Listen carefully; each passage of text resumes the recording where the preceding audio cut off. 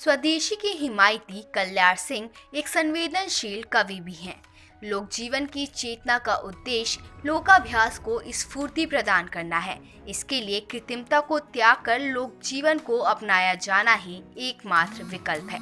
यह मानना है साहित्यकार कल्याण सिंह का। किसानों के प्रति अपनी भावनाओं को व्यक्त करने के लिए लिखी गई किसानों का अधिकार पत्र उनकी एक सार्थक रचना है, जो उनके जनहितैषी सृजन शक्ति का अंतरंग परिचय देती है। कल्याण सिंह ने वाराणसी जेल में रहते हुए उनकी रचनाएं वैचारिक प्रतिबद्धता और सरोकारों का जीवंत दस्तावेज है। उनके गीतों में मानव समाज के स्वाभाविक संघर्ष, हलचल, रूपांतर और राजनीतिक परिवर्तनों को लेकर जो एक क्रमशः इतिहास रचा गया है, वह उनके पाठकों को एक खास तरह से प्रकाशित करती हुई है, जिनमें उनकी छवि एक कवि के रूप में उभर सके। फिर भी उनके पाठक और प्रशंसक हैं।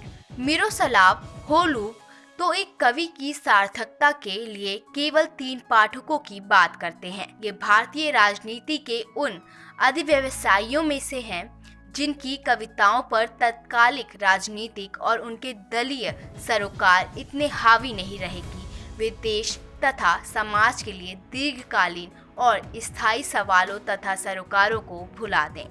एक तटस्थ दृष्टा को उन्होंने अपने भीतर हमेशा बचाए रखा और सामने घट रही घटनाओं के नेपथ्य में चल रही अत्यंत महीन अंतर्क्रियाओं पर बराबर नजर रखी। जीवन अनुभव के दायरे में अनेक ऐसी बातें आती हैं जो प्रत्येक संवेदनशील व्यक्ति को आंदोलित करती हैं।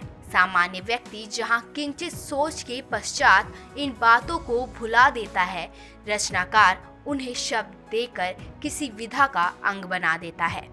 तभी तो इनकी रचनाओं में साफ झलकता है, दुनिया भर का तिन ढकता है, फिर भी तू ही नंगा क्यों?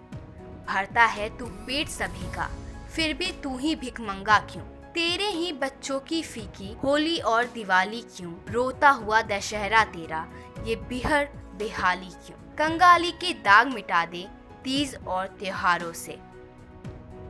Video desk, newstrack.com।